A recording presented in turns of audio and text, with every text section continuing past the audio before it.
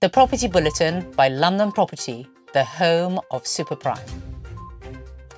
The National Residential Landlords Association, NRLA, suggests that expanding the private rented sector could significantly enhance the UK government's revenue by £10 billion, nearly equivalent to the entire affordable homes budget. Amidst a rental market supply crisis, NRLA submitted proposals ahead of the budget on March 6th, highlighting the potential financial gains. Research indicates a surge in demand, with an average of 25 prospective tenants inquiring about each available rental property. Independent analysis by Capital Economics proposes that abolishing the 3% stamp duty levy on additional home purchases could result in almost 900,000 new private rented homes nationwide.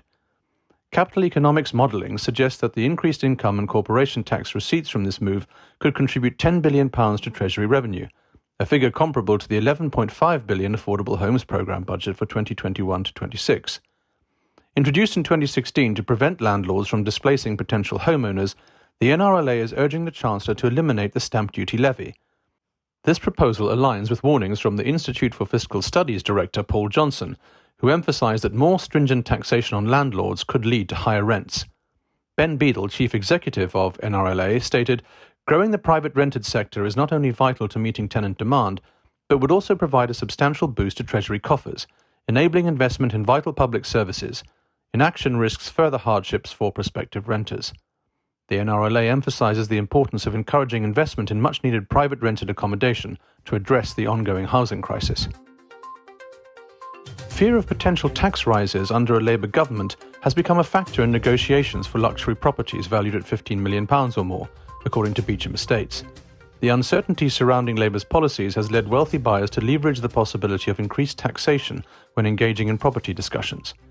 Director Rosie Kalachi noted that Labour's prominence in discussions has grown, particularly as the party maintains a substantial lead over the Conservatives.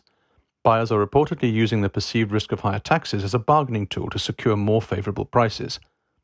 While Labour has pledged to close tax loopholes for second homeowners and impose stricter levies on foreign ownership, the party is not officially committed to a wealth tax or targeting high earners.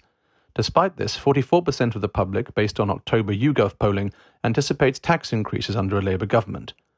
Ultra-rich buyers already residing in the UK express concerns about potential tax burdens, weighing the decision to wait until after the election.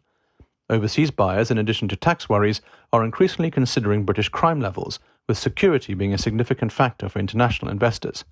Despite these considerations, the top end of the housing market has shown resilience, experiencing a 10% increase in billionaire purchases of luxury homes in London last year, according to Beecham Estates. The housing market stability is noteworthy amid 16-year high interest rates and soaring inflation.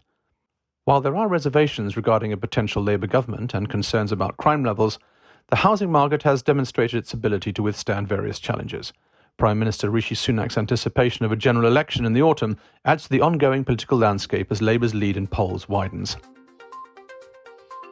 On January the 26th, the much-anticipated luxury development 60 Curzon, nestled in the heart of Mayfair, went into administration following a default on its loans. The project, featuring 32 apartments designed by renowned French architect Thierry Despont, is now under the guidance of insolvency experts from Interpath Advisory. Developed by Citic Capital and funded by Apollo Global Management Inc., the venture is majority owned by Chinese investment firms Citic Capital and Cindat, who acquired their stake from Brockton in 2016. Brockton is currently in discussions with Apollo to finalise a business plan for an orderly sale of the apartments, emphasising their commitment to maximising value for all stakeholders. The spokesperson noted that sales proceeds have exceeded £100 million. Despite challenges posed by rising interest rates and construction costs, the development, boasting amenities such as a swimming pool, library and fitness centre, remains a pinnacle of luxury in Mayfair. Apartments marketed by Knight Frank and Savills have reached prices as high as £10.7 million for a two-bedroom unit. Steve Absalom, joint fixed charge receiver and head of real estate at Interpath Advisory, expressed optimism, stating, "With a number of units already sold, we expect this scheme to continue to generate significant interest from high-net-worth individuals." The project faced additional hurdles due to the pandemic, impacting overseas purchasers' ability to travel and causing construction delays. This development is another example of the challenges faced by developers and landlords in a market influenced by economic fluctuations and unforeseen global events. New data from Rightmove reveals that the average monthly rent in London hit a record £2,631 in the final quarter of 2023, However, the pace of rental growth is expected to slow down in 2024. According to Rightmove's rental index, agents are receiving an average of 11 inquiries per available rental property. The 0.2% quarterly increase in asking rents in the last 3 months of 2023 was the smallest jump since 2019, indicating a deceleration in the rate of rent rises.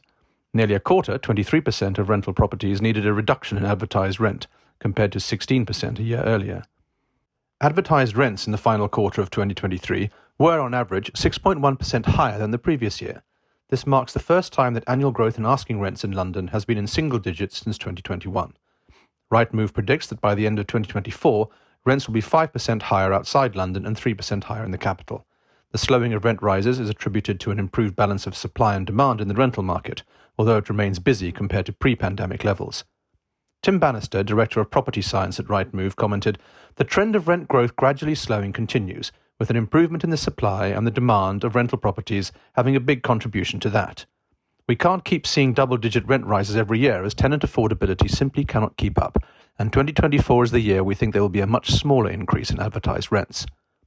Hayley Bryn, Director at the Total Letting Service, noted, "Rent prices slowing this year would benefit these tenants wanting to move. The market is still busy, but the high number of applicants per property is impacted by some landlords leaving the market, leading to more choices for tenants and increased price sensitivity." Subscribe to our newsletter to receive our weekly bulletins and stay ahead of what's shaping the super prime property market.